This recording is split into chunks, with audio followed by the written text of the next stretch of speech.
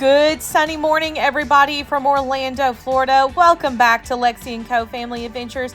Today we are headed out to Epcot to check out the Flower and Garden Festival for the first time, ride some of our favorite attractions, and what we are most excited about is activating our new Disney annual passes. Since we are out of state, we do have the Incredipass, which has no blockout dates, but in a future video, we are going to talk a little bit about annual passes and just how that system works. As I said, the main focus for this trip today was to experience Epcot's International Flower and Garden Festival, which is an annual event that's held each and every year, typically from early March to early July, and it transforms the park into a vibrant showcase of nature's beauty. It features themed topiaries from all of your favorite Disney characters that really feature the horticulture expertise of the Disney horticulture team. It features outdoor kitchens, very reminiscent of Food and Wine Festival that's usually held in the fall. There are garden displays, special events and workshops, as well as live entertainment with the Garden Rocks series. Epcot Flower and Garden Festival is a celebration of spring and nature and offers a unique and immersive experience to all visitors, and we were very excited to check it out today. At this point, we headed over to Test Track presented by Chevrolet to redeem our Lightning Lane and take one last spin on the current version of Test Track before it goes down for refurbishment in June. Now, Test Track is scheduled to be closed through most of 2024. I'm not real sure on the next opening date. That has not been released yet, but it did close as of June 17th, 2024. It was announced at Destination D23 this past year that the attraction would be closing and that the Imagineers were gearing up to bring a new iteration of Test Track to life, and even reaching back into the history of this attraction, which was formerly the World of Motion attraction in the early days of Epcot. And I have posted some of the artist renderings of what this is going to look like. This was the second version of Test Track. The earlier version was more like you were a test dummy, and it was a lot louder and brighter. Test Track 2.0 was often referred to as Tron Track because it was very reminiscent of Tron, but I think many people are going to be excited to see what is going to come of this new version of Test Track. We do not have an opening date, but of course, when that happens, we will be sure to check it out. After we left Test Track, we did pop into the Creation Shop, which is the main gift shop and souvenir store in the front part of the park.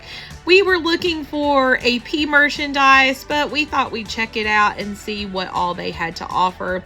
There was a lot of Orange Bird merchandise. I could have bought it all.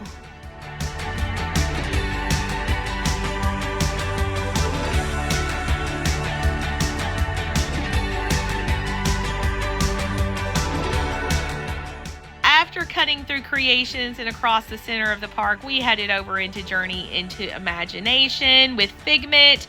It is not a day at Epcot for me if you do not go into Journey into Imagination. I have a lot of very fond memories of this attraction, of the original version with the Dream Finder, so we always make it a point to stop into Journey into Imagination. We were so lucky after we walked off of Journey into Imagination that we found Figment and his meet and greet, and just happened to be the last family to meet him before he went back for his break. I was so excited and my 10-year-old heart was screaming. So this is a little bit of a nerd alert, but Living with the Land and the Land Pavilion is one of my favorite attractions ever. I remember it from my very first trip to Disney when I was about 9 or 10 years old, and still love it today.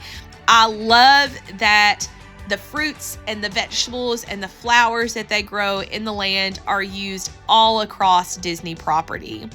If you're ever looking for a little bit of an extra thing to do on your trip, they do offer a behind the scenes tour called the Behind the Seeds tour.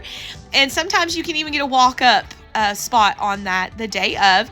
You sign up, there's a desk there at the land, and you can inquire about that. But they take you behind the scenes into the greenhouses, into some of the rooms where they grow different things, even show you how the hydroponics work. We got to try cucumbers and even saw how they grow the Mickey shaped pumpkins. Living with the Land does get a little bit of an overlay at certain times during the year.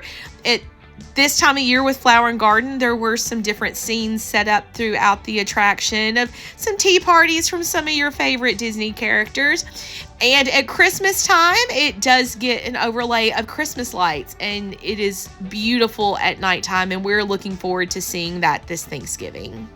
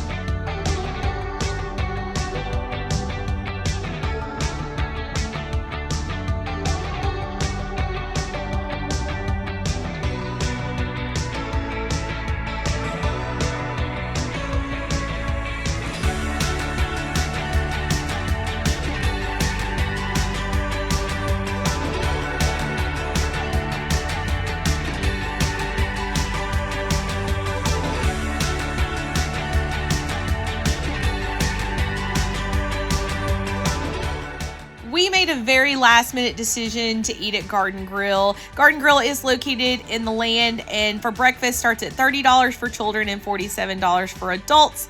Then at lunchtime, it is $40 for children and $62 for adults. That's for lunch and dinner.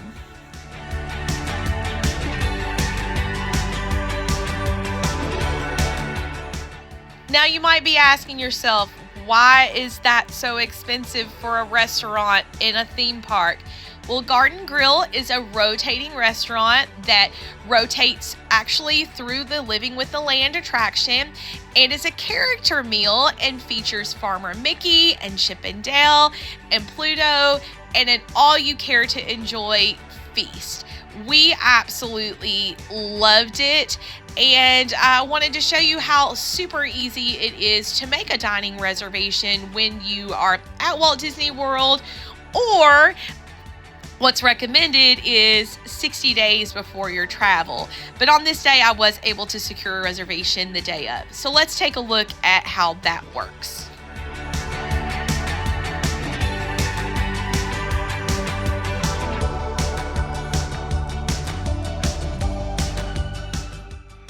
Making a dining reservation is super simple. Open your My Disney Experience app, click the plus sign, and select Check Dining Availability.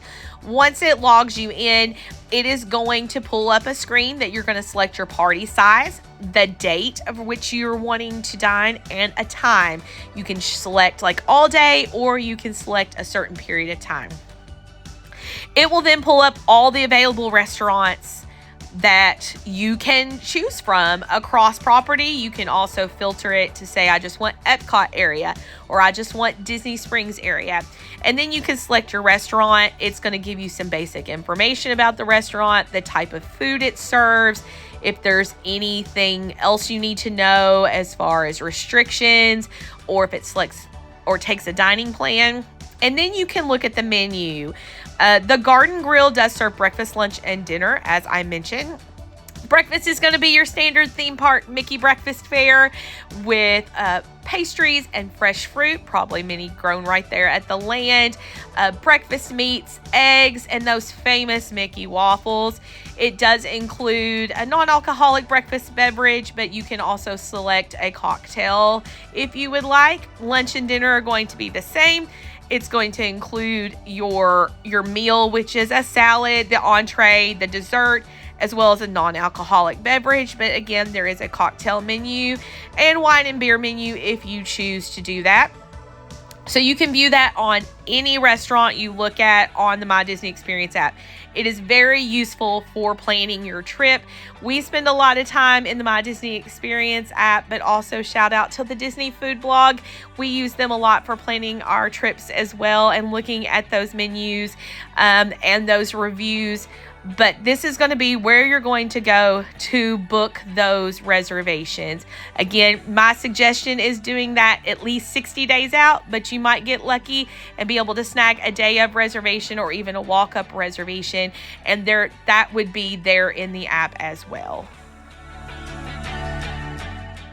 Our last stop for the day was to go over and check out for the first time Moana Journey of Water. This attraction explores the water cycle, and we found it to be very delightful.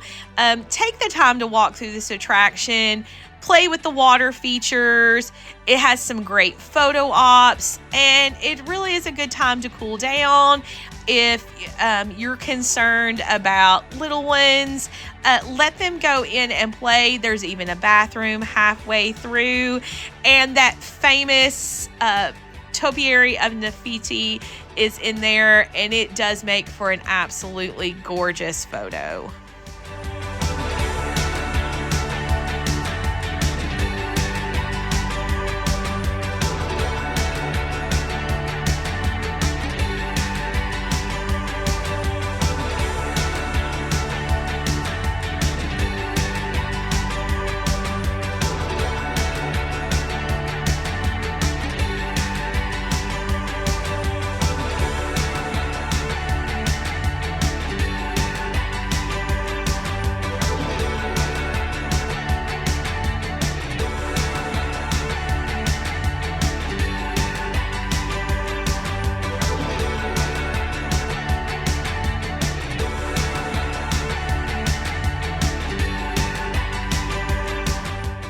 And that was it for our day at Epcot. We hope you enjoyed tagging along.